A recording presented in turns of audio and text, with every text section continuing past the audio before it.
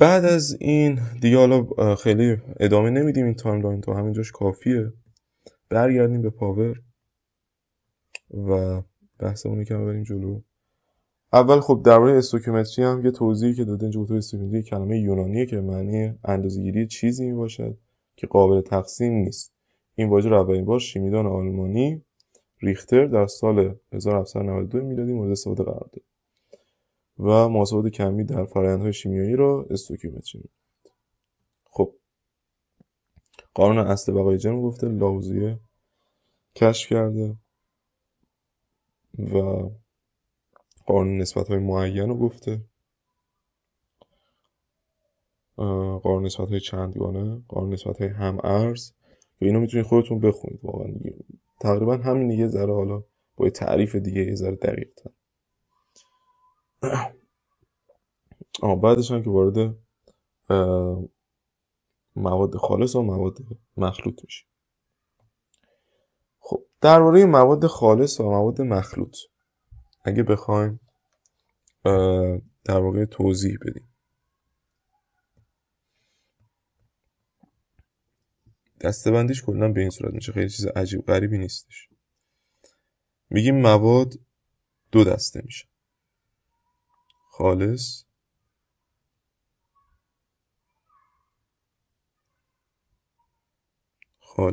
و مخلوط. خب مواد خالص باز میتونن دو دسته باشن، ترکیب یا عنصر. ترکیب مثلا مثل CO2، عنصر مثل چه میدونم خود O2. یعنی به شکل عنصری در طبیعت اینجوری وجود داره، یعنی ما اکسیژن خالی که نداریم. اکسیژن خالی چون الکترون آزاد داره خیلی تمایل واکنش شدید داره. پس نتیجه ما توی طبیعت اگه بخوایم اکسیژن رو به حالت عنصر پیدا کنیم باید دنبال O2 بگردیم.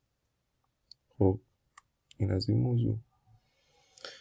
و مواد مخلوط سه دسته میشن، میگیم همگن، کلوئیدی و ناهمگن. اینکه حالا کلوئید چیه و اینجور چیزا مربوط میشه به درس معدنی، ما خیلی کاری با این قضیه نداریم، فقط خواستیم تعریف کلی کنیم و بریم جلو. به مواد مخلوط همگن هم محلول میگن. و حالا من میخوام توضیح کلی بدم. کلوئید یه چیزی بین همگن و ناهمگن. کلا ناهمگن یعنی یه مخلوطی که فازهاش از هم قابل تفکیکه. مثلا شما وقتی روغن رو میریزی روی آب، کاملا این دوتا فاز از همدیگه قابل تفکیک هستن و دوتا فاز مختلفن. اما وقتی که شما آب و نمک رو قاطی میکنی دیگه نمیتونی نمک و آب از هم جدا کنی، شدن یک فاز. کلوئید چیزی بین ایناست، یعنی از لحاظ ویژگی شیمیایی شبیه همگنه، منتها با ممکنه با یه لرزش حتی اون پایداریش به هم بریزه و ناپایدار بشه. خب اینم درباره مواد کلا خالص و مخلوط و اینا. برگردیم به پاور. اینجا مخلوط ناهمگن و اینا رو گفته. یه توضیح هم اینجا از نظر فاز داده. گفته بخشی از ماده که از لحاظ فیزیکی قابل تشخیص باشد و از نظر ترکیب اجزا و خواص نیز یک نواخت باشد فاز نامیده می شود. مواد همگن فقط یک فاز دارند، اما مواد ناهمگن بیشتر از یک فاز دارند. فازهای موجود در مخلوط‌های ناهمگن دارای مرزهای مشخص. برای مثال در مخلوط ناهمگن گرانیت میتوان بلورهای صورتی فلدسپار، بلورهای بیرنگ کوارتز و بلورهای سیاه و درخشان میکا را تشخیص داد و اینا. بچه‌ها اینم بگم مواد ناهمگن و همگن و کلوئید اینا رو در حتی حالت جامد، حتی مایع، حتی گاز میشه پیدا کرد. پس این مورد هم در نظر داشته باشید. خب بحث بعدی ما بحث ایزوتوپ هاست فکر کنم. یه بریم جلوتر. بحث ایزوتوپ هاست. یعنی اینجا دو تا مثال آوردم. ایزوتوپ ها رو اگه ما بخوایم بحثش رو باز کنیم، گفتم زمانی که در واقع اومد و دستگاه طیف سنجی ساخته شد، دانشمندان متوجه شدن که ایزوتوپ ها وجود دارن. یعنی چی؟ مثلا ایزوتوپ چیه؟ میگیم عدد اتمی یکسان ولی عدد جرمی متفاوت یا همون تعداد نوترون متفاوت. تعداد نوترون متفاوت. خب مثال بخوایم بزنیم، اکسیژن، یه اکسیژن 16 داریم و یه اکسیژن 18 داریم. این تا اکسیژن عدد اتمیشون یکسانه، تو یک جای جدول تناوبی قرار دارن، یک عنصرن، منتها عدد جرمیشون متفاوته و به خاطر این موضوع یه سری خواص فیزیکی متفاوت پیدا میکنن. مثلا چگالیشون طبیعتا فرق داره، این چیز خواص فیزیکیشون فرق داره، یه سری خواص شیمیاییشون هم فرق داره ولی خیلی کم و با تقریبا میشه گفت فقط خواص فیزیکیشون متفاوته. اون تو خواص شیمیایی هم تغییراتی داره، فرق‌هایی داره. حالا آقا شما زمانی که یه مخلوط از اکسیژن طبیعی، خب مخلوط اکسیژن طبیعی، وقتی یک مخلوط اکسیژن طبیعی ورمیداری میاری، توش اکسیژن 16 خالی نیست، اکسیژن 16 و اکسیژن 18 با هم. خب و این مشکلی که ایجاد میکنه چیه؟ شما نمیتونید دیگه بگی آقا این اکسیژنایی که اینجا هستش مثلا 16 AMU جرم اتمی دارن یا مثلا 18 AMU جرم اتمی دارن، نه. ولی یه چیزی رو میتونی متوجه بشی از طریق همون دستگاه طیف سنج جرمی که آقا 80% اکسیژنا از لحاظ تعداد اکسیژن 16 و 20% اکسیژن ها اکسیژن 18 از لحاظ تعداد. این یه چیز رو از خودم گفتم، یعنی تو مخلوط طبیعی فکر نمی‌کنم اینجوری باشه. درصد اکسیژن 16 بیشتر. و آقا اینو میدونی.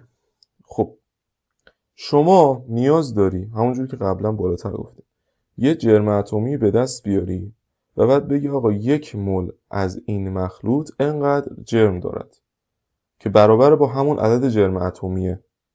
خب منتها اینجا جرم اتمی که به دست میاری یه جرم اتمی میانگینی از اکسیژن هاته. خب به خاطر همین بهش میگن جرم اتمی میانگین که اینجوری نمایشش میده، ام میانگین، جرم اتمی میانگین که همون میانگین گیری خودمونه، یعنی اصلا چیز عجیب غریبی نیست. فرمولش چیه؟ F1 M1 به علاوه F2 M2 به علاوه F3 M3 به علاوه میره همینجوری زیرش هم میاد F1 به علاوه F2 به علاوه F3 و همینجوری میره. خب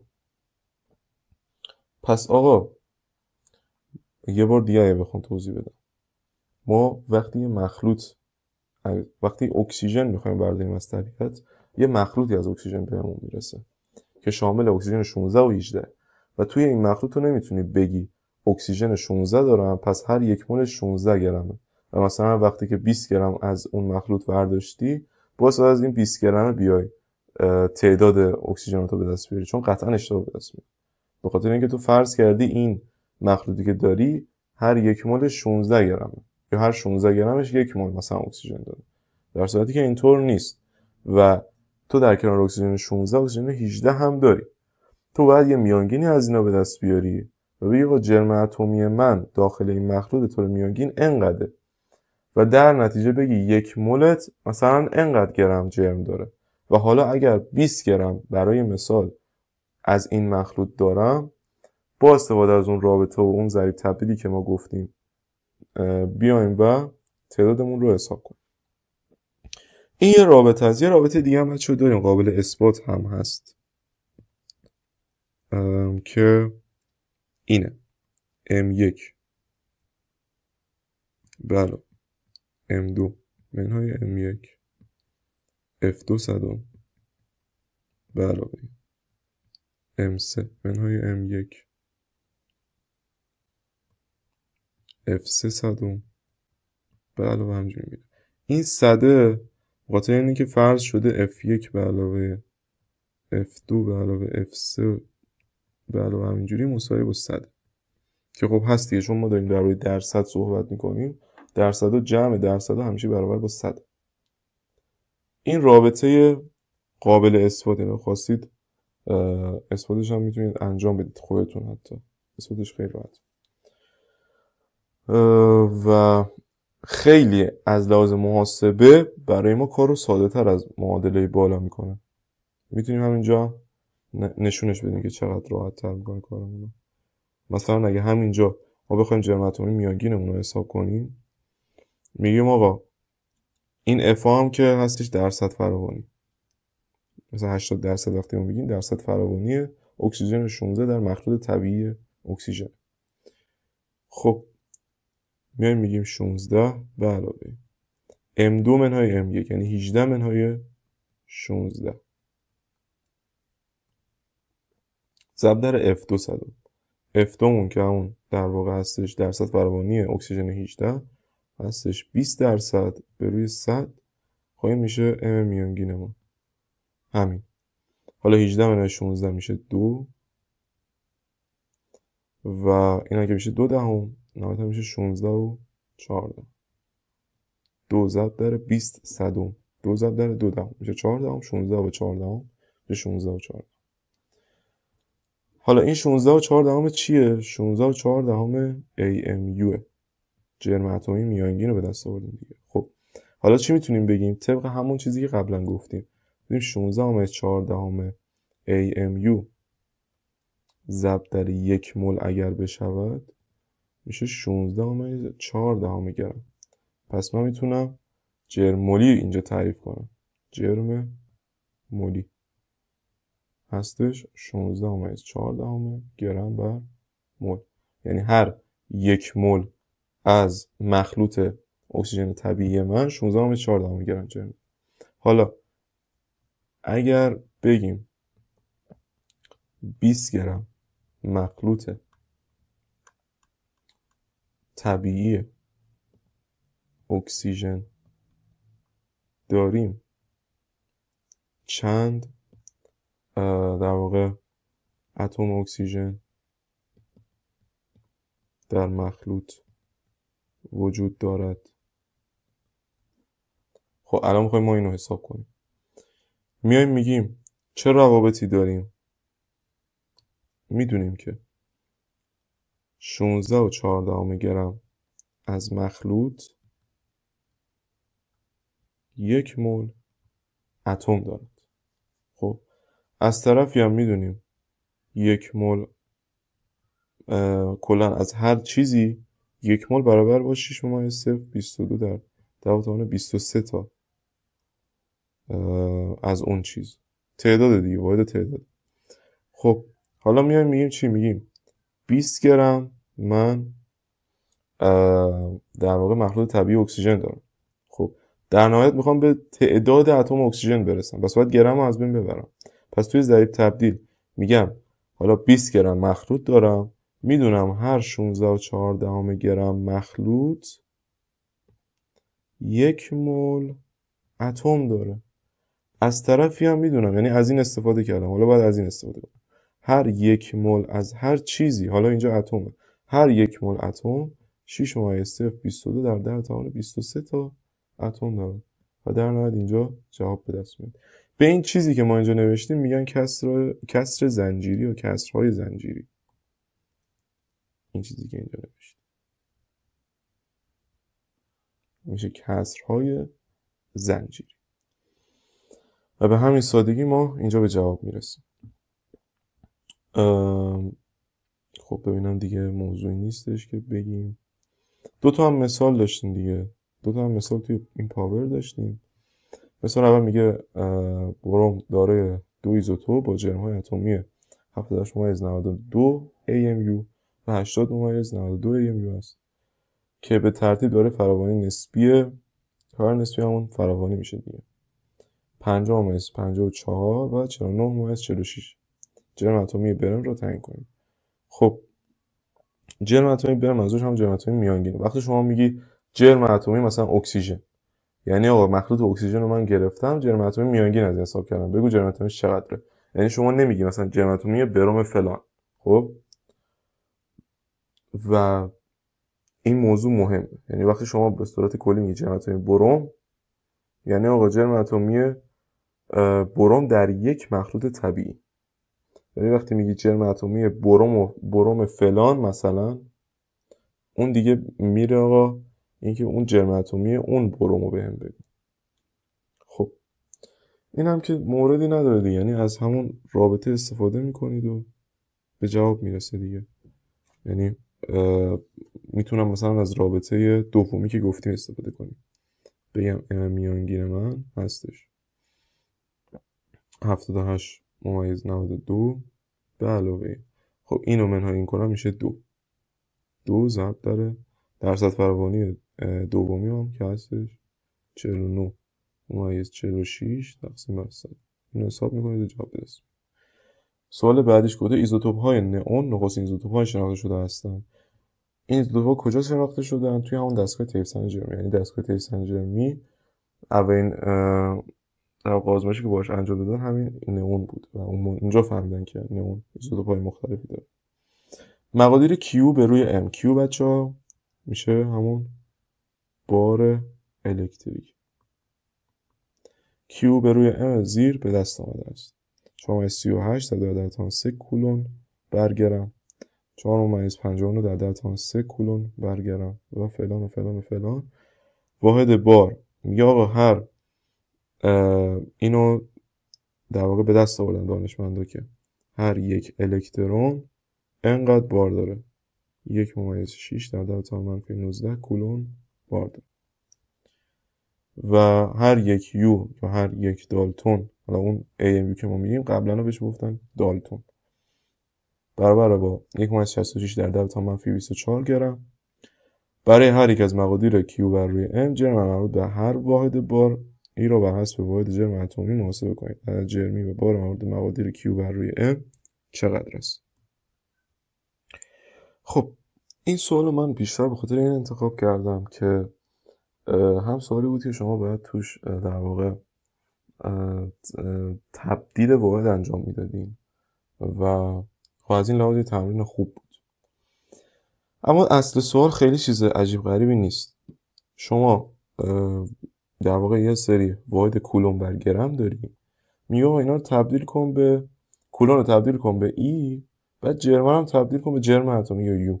همین، یعنی در واقع باید تبدیل واحد انجام بدید. بعدش هم قسمت بعدش گفته عدد جرمی بار مربوط به مقادیر Q به روی M چقدر است که باید اینا رو دونه دونه به دست بیاری و خودت مقایسهش کنی و ببینی که عدد جرمی و بارش چجوریه. خب برای این کار مثلا من یه دونه‌شو میگم، بقیه‌شو خودتون حساب کنید و بعدم ادامه سوال کاملا قابل حل. میگیم 4/38 در 10⁻³ کولون بر گرم. خب من میخوام اینو تبدیل کنم به ای بر روی یو یا ای بر روی AMU. خب میخوام اول این کولون رو از بین ببرم. میگم رابطه‌ای که دارم یا اون در واقع ضریب تبدیلی که دارم چیه؟ هر یک الکترون 1/6 در 10⁻⁻19 کولون بار داره. خب پس مینویسم این پایین، چون میخوام کولون از بین بره، 1/6 در 10⁻⁻19 کولون بالا یک الکترون ضربم میکنم، باز دوباره میخوام گرم رو تبدیل کنم، بالا مینویسم 1/66 در 10⁻24 گرم هستش یک یو یا یک AMU، چون رابطه دیگه که دارم همینه دیگه، اینجا نوشته یک یو برابر با 1/66 در 10⁻24 گرم. پس خیلی راحت اینو میام تبدیل میکنم و در نهایت میرسم به یه عددی. برای بقیه هم این کار رو انجام میدید که این عدد جرمیه رو به دست بیارید و همین دیگه، سوال خیلی راحت حل میشه. فقط همین تبدیل واحدش مهم. و بچه‌ها دیگه جواب آخر رو توی بعضی سوالا می‌نویسن، جواب آخر رو فقط کافی شما اینو تو ماشین حساب بزنید.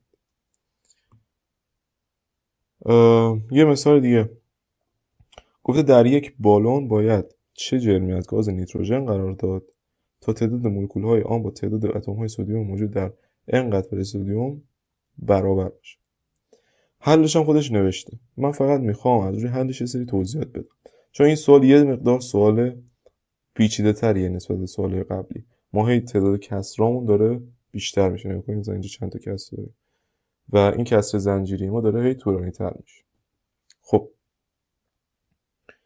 میگه چه جرمی از گاز نیتروژن باید توی یه بالون قرار داد که تعداد مولکولاش با تعداد اتم‌های سدیم موجود توی انقدر فلز سدیم برابر باشه. پس آقا من باید بفهمم اول تو انقدر فلز سدیم چند تا اتم سدیم دارم، بعد بگم این تعداد اتم‌های سدیم با تعداد مولکول‌هایی که از گاز نیتروژن میخوام قرار بدم توی بالون باید برابر باشه. بعد بفهمم که اون تعداد مولکول گاز نیتروژن چه جرمی داره. یعنی از این برم به این، میدونم این همینه و بعدش از این برم به این. دقیقاً برعکس روند گویش سوال شما باید سوال رو حل کنید. خب بعدش هم یه سری ضریب تبدیل داریم. میدونم 1 مول Na یا 1 مول سدیم انقدر جرم داره.